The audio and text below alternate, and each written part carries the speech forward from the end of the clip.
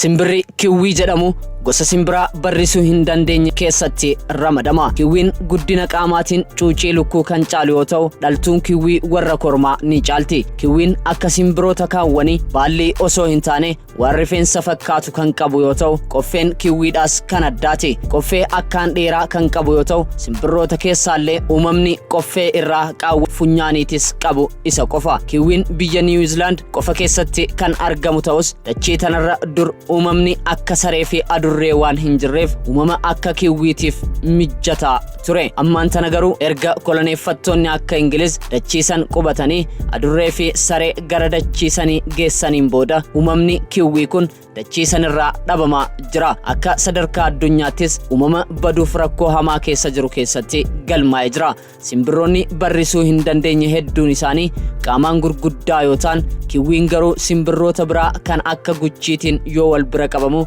qaamni isaa xiqqaadha. Garuu akkaataan uumama koolaa isaa akka barrisuu hin dandeenye isa godheera. Koolli isaa akkaan xiqqaa yoo ta'u, akkasumas irree fi lafeen koola kanarra jiru jabaa miti. Waan kana ta'eef kiwwiin qilleensarra balali'uu dadhabeera. Gama biraatiin akka simbirroota biroo mana yookaan ammoo goojjoo mukaarratti ijaarratee osoo hin taane boolla qotee boolla keessa jiraata. Kiwwiin soorata barbaaddachuuf halkan socho'a.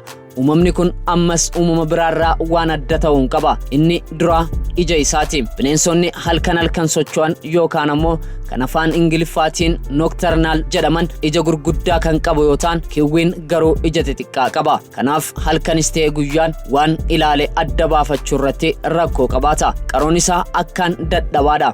Guyyaa waan seentimeetira 60 sarraa fagaatu qofa arguu kan danda'u yoo ta'u, halkan garuu hanga meetira 1.5 waan irraa fagaate arguu danda'a.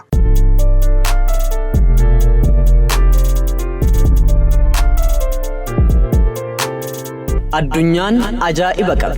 Waan nuti hin dhageenyitu irra guddaadha.